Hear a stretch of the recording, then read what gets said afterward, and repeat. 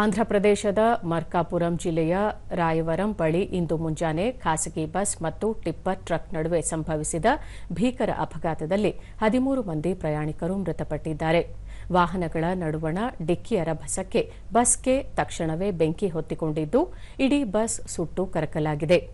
ಪ್ರಾಥಮಿಕ ವರದಿಗಳ ಪ್ರಕಾರ ಬೆಂಕಿಯ ಜ್ವಾಲೆಗೆ 13 ಪ್ರಯಾಣಿಕರು ಬಸ್ನೊಳಗೆ ಸಿಲುಕಿ ಸಾವನ್ನಪ್ಪಿದ್ದಾರೆ. ರಕ್ಷಣಾ ಕಾರ್ಯಾಚರಣೆ ಮುಂದುವರೆದಿದ್ದು, ಸಾವಿನ ಸಂಖ್ಯೆ ಮತ್ತಷ್ಟು ಏರಿಕೆಯಾಗುವ ಸಾಧ್ಯತೆಯಿದೆ ಎಂದು ಅಧಿಕಾರಿಗಳು ತಿಳಿಸಿದ್ದಾರೆ.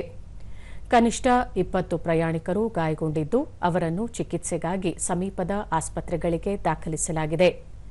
ಖಾಸಗಿ ಟ್ರಾವೆಲ್ಸ್ಗೆ ಸೇರಿದ ಈ ಬಸ್ ಹೈದರಾಬಾದ್ನಿಂದ ಪಾಮೂರು ಕಡೆಗೆ ಪ್ರಯಾಣಿಸುತ್ತಿತ್ತು.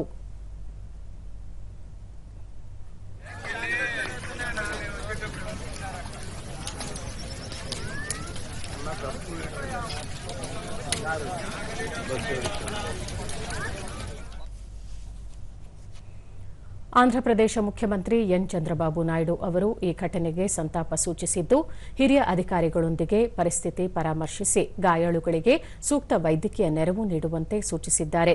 ಅಲ್ಲದೆ ಘಟನೆಯ ಕುರಿತು ಸಮಗ್ರ ತನಿಖೆ ನಡೆಸಲು ಆದೇಶಿಸಿದ್ದಾರೆ.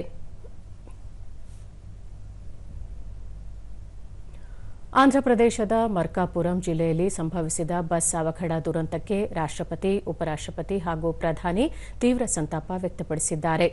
ಗಾಯಗೊಂಡವರು ಶೀಘ್ರ ಚೇತರಿಸಿಕೊಳ್ಳಲಿ ಎಂದು ಆಶಿಸಿದ್ದಾರೆ.